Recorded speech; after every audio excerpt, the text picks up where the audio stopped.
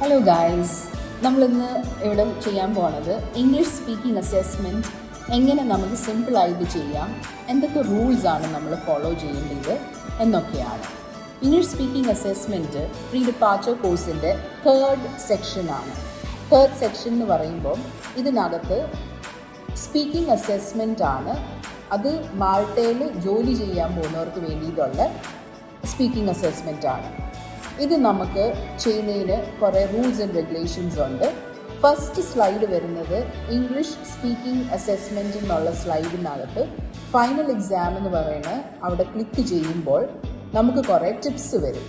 Tips എന്താണെന്ന് വെച്ചാൽ ഇതിനകത്ത് ഇംഗ്ലീഷ് അസസ്മെൻറ്റിനകത്ത് 20 ക്വസ്റ്റ്യൻസ് ആണുള്ളത്.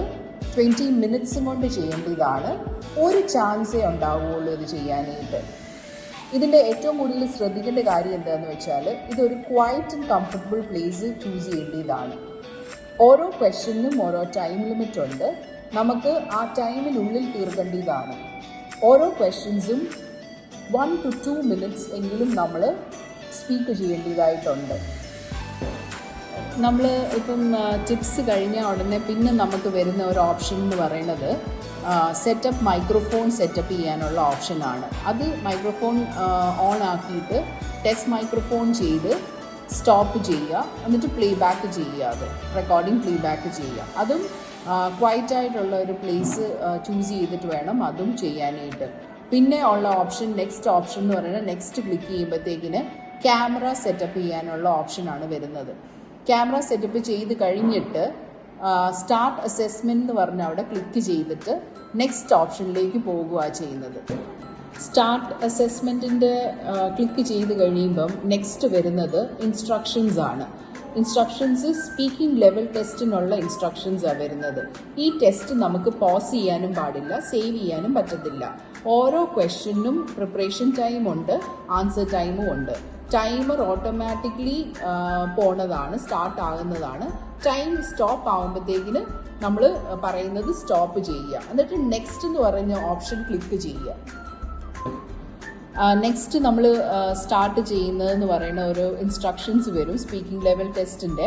അത് കഴിയുമ്പം സ്റ്റാർട്ട് ടെസ്റ്റ് എന്ന് പറഞ്ഞ ഓപ്ഷൻ ക്ലിക്ക് ചെയ്യുമ്പം നമുക്ക് ഫസ്റ്റ് ക്വസ്റ്റ്യൻ ആണ് വരുന്നത്. ഫസ്റ്റ് ക്വസ്റ്റ്യൻ വരുന്നത് ഇൻട്രൊഡ്യൂസ് യുവർ സെൽഫ് എന്ന് പറയുന്ന ക്വസ്റ്റ്യൻ ആണ്.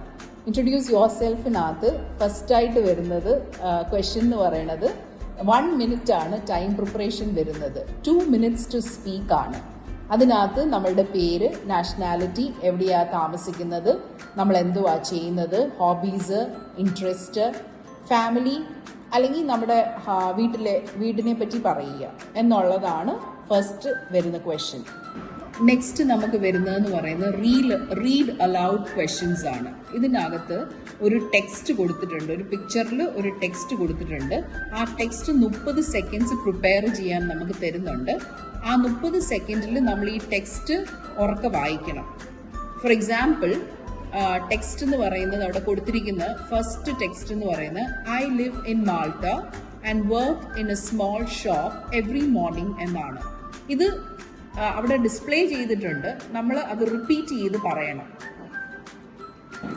ഇതുപോലെ തന്നെ സെൻറ്റൻസസ് 5 എണ്ണം ഇതുപോലത്തെ സെൻറ്റൻസസ് വരുന്നുണ്ട്. ഇങ്ങനെ ഡിസ്പ്ലേ ചെയ്ത് സെൻറ്റൻസസ് ഡിസ്പ്ലേ ചെയ്ത് വരുന്നുണ്ട്. അത് റീഡ് ചെയ്യുക. ചിലപ്പം 1 സെൻറ്റൻസ് ആയിരിക്കും, ചിലപ്പം ഇച്ചിരി ലോങ് സെൻറ്റൻസ് ആയിരിക്കും. അത് റീഡ് ചെയ്ത് ഇതുപോലെ തന്നെ റീഡ് ഔട്ട് ചെയ്ത് പറയേണ്ടതാണ്. ഇനി അടുത്തത് വരുന്നത് റിപ്പീറ്റ് സെൻറ്റൻസസ് ആണ്. ഇത് 8 തൊട്ട് 16 വരെയുള്ള ക്വസ്റ്റ്യൻസ് റിപ്പീറ്റ് സെൻറ്റൻസസ് ആണ്. ഈ സെൻറ്റൻസ് 3 സെക്കൻഡ് നമുക്ക് കേൾക്കാനായിട്ടുണ്ട്. ഇത് റിപ്പീറ്റ് ചെയ്യണം. എന്നിട്ട് ഈ സെൻറ്റൻസ് എങ്ങനെ നമ്മൾ കേൾക്കുന്നോ അതേപോലെ തന്നെ റിപ്പീറ്റ് ചെയ്യേണ്ടതാണ്. പക്ഷേ നമ്മളിത് ചാൻസ് നമുക്ക് കേൾക്കാനായിട്ട് ഒറ്റയൊരു ചാൻസേ കിട്ടുകയുള്ളൂ. ഓക്കെ, അത് കഴിഞ്ഞിട്ട് നമ്മൾ നെക്സ്റ്റിലേക്ക് പോവുകയാണ് ചെയ്യുന്നത്.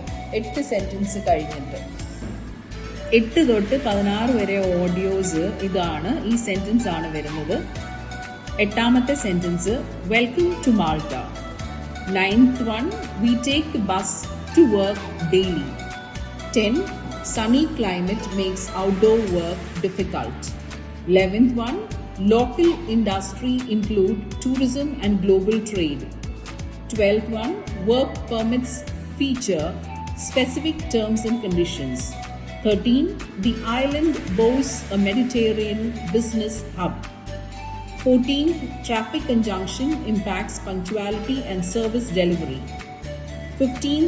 Management safeguards staff with insurance and support.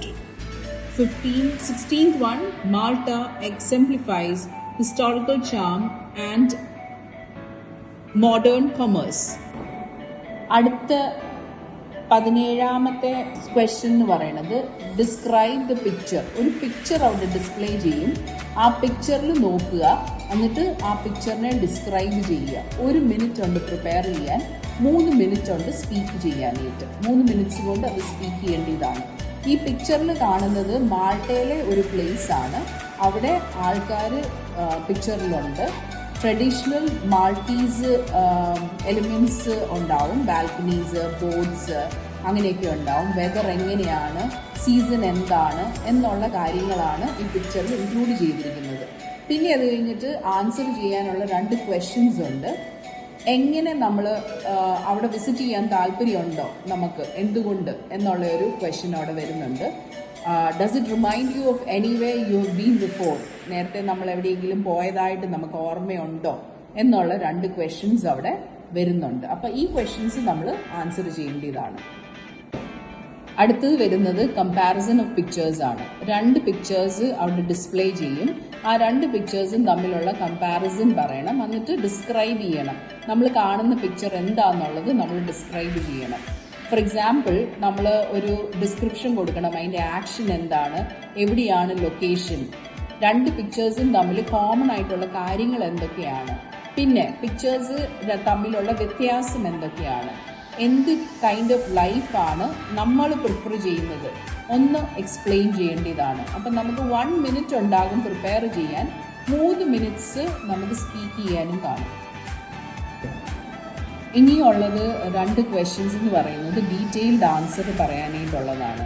അതിന് നമുക്ക് 1 മിനിറ്റ് പ്രിപ്പറേഷൻ ടൈം ഉണ്ട്, 3 മിനിറ്റ്സ് സ്പീക്ക് ചെയ്യാനും ഉണ്ട്. ക്വസ്റ്റ്യൻ ഇങ്ങനെയാണ്: what are the advantages and disadvantages of working as A large team versus working independently. ഒരു ലാർജ് ടീമിൽ വർക്ക് ചെയ്യുന്നതും പിന്നെ ഇൻഡിപെൻഡൻ്റ് ആയിട്ട് വർക്ക് ചെയ്യുന്നതും തമ്മിലുള്ള വ്യത്യാസം എന്താണ് എന്നുള്ളതാണ്.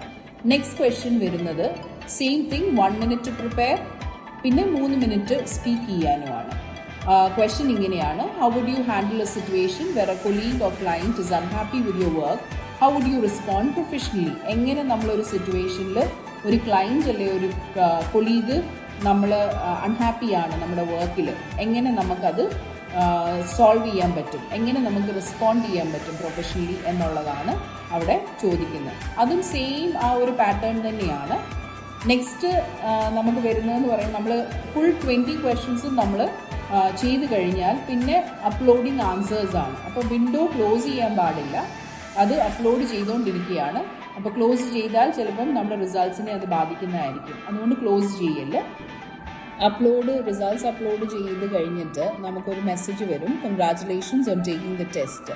അവിടെ കണ്ടിന്യൂ എന്ന് പറയുന്ന അവിടെ ക്ലിക്ക് ചെയ്യുമ്പോഴത്തേക്കിന് നമ്മൾ തിരിച്ച് നമ്മുടെ ഹോം പേജ് ദാറ്റ് ഇസ് ബണ്ടിലേക്ക് പോകുമ്പോഴത്തേക്കിന് മാൻഡേറ്ററി മോഡ്യൂൾസിൻ്റെ അവിടെ ഇംഗ്ലീഷ് അസസ്മെൻറ്റ് അവിടെ റിസൾട്ട് പ്രോസസ്സിംഗ് ആയിട്ട് കാണിക്കും. അത് കഴിഞ്ഞിട്ട് കംപ്ലീറ്റഡ് പാസ് എന്ന് പറയുന്ന ഓപ്ഷൻ വരുന്നതായിരിക്കും, ഡിസ്പ്ലേ ചെയ്യുന്നതായിരിക്കും. അത് കഴിയുമ്പോൾ ആ ഇംഗ്ലീഷ് അസസ്മെൻറ്റ് കംപ്ലീറ്റ് ആയി, congratulations on completing English assessment എന്ന് പറഞ്ഞ ഒരു ഓപ്ഷൻ അവിടെ വരുന്നതായിരിക്കും. So congratulations on completing English assessment. Thank you.